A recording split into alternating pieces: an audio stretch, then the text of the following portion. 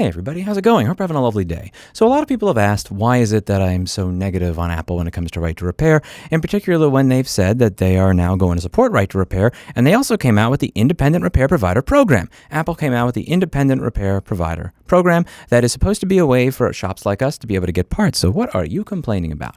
One of the things that I'm very happy to have seen recently is Apple's response to the Epic case. There's a case where the absolute TLDR of it is there are some people that are aggravated that every time you purchase an application for an iPhone, you have to give Apple 30%. Every time you make an in-app purchase, you're giving Apple 15 to 30%. If there's a subscription service inside of that application, Apple has to get a percentage of that. This is something that pisses off many developers. Now, many stores out there have fees, many platforms have fees, but what makes it really interesting when it comes to Apple with the iPhone is that they really kind of pioneered this whole you're not allowed to install software that you want on a device that you own. The Play Store with Google requires a 30% fee, but I could also install applications of my choice. If I want on this computer, I could install applications using apt-get, I can install applications using Yum. If I hate my life and hate myself, I can install applications using Emerge. In all seriousness, there are many ways on the computers that I have, both portable and desktop, to be able to install applications of my choice from sources of my choice. And Apple really pioneered this idea of a consumer computer that is going to sell by the hundreds of millions, that you can only install applications that we say you can install, which is why having this centralized app store was so controversial, because everybody who wants to sell an application to you now has to pay a 30% fee. And Epic did everything they could to fight against it. And it looks like Apple is trying to comply with the spirit of what they're asking. You tell me. So if you take a look at this piece of news over here, US developers can now offer non-App Store purchasing options, but Apple will still collect a commission.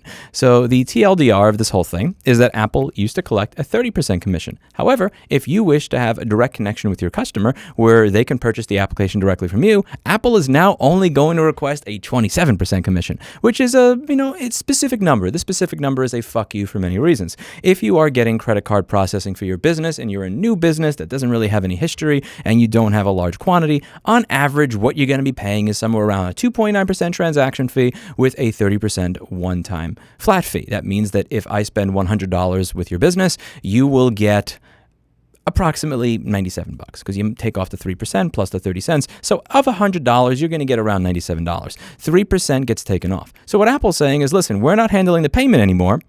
We still want to get paid. We want to get paid the entire thing minus the fee that you are probably going to be paying yourself. Apple is allowing applications to feature a single link to a developer website that leads to an in-app purchase alternative, but Apple plans to continue to collect a 12 to 27% commission on content bought this way. Not only that, but you have to get approval before you can even get into this program. This is a special program, probably thought up by the same people that came up with the Independent Repair Provider Program that you have to go over here and apply for. You have to request a StoreKit external purchase link entitlement for your application by submitting the entitlement request form. All links to outside purchasing methods must use the entitlement link system, and developers must apply and get Apple's approval. The link can mention the specific price of the content on the website, or that content is discounted on the website from the App Store price. Comparisons are allowed. But again, when you're talking about a discount, you used to pay 30%, but now you only pay 27%, but you still have to pay merchant services fees yourself, and you have to deal with all the payment yourself, and you see what they're doing here. This is literally a middle finger. The reason I'm happy that Apple did this is because it makes it easier to get across that these are not done in good faith. This was actually done as a middle finger.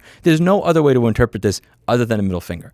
App developers are saying if people are choosing to purchase our applications on our own and they are not finding it through the App Store, but they're finding it through our website or through our own promotions and everything else, we don't really think that we should have to pay you 30%. And frankly, we don't think that you should be a gatekeeper to this entire platform. What I find interesting here is that Apple usually says that, no, we have brought you this business as a result of bringing you this business. We think that's worth 30%. So here they're saying, okay, you know what, you actually got your own business, but after getting your own business, we still want 12 to 27% anyway, F you. It's a very bad faith response, but the reason that I find this to be progress is because it demonstrates that they don't act in good faith. They've never acted in good faith. This is the best example of malicious compliance I've ever seen in my life. As a result of this, it makes it easier to open people's minds to the idea that the Apple repair program has been fake this entire time. I've gone over Apple's repair program here.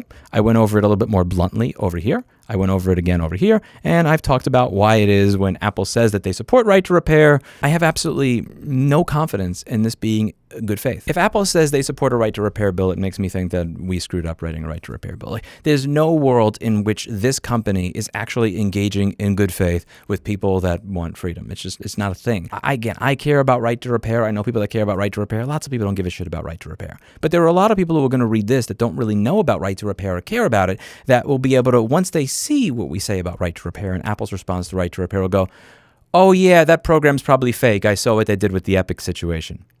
And that, I think, is very valuable, because what it does is it opens the door for us to be able to point out that this has been bullshit all along. Let me know what you think in the comments down below. That's it for today. And as always, I hope you learned something.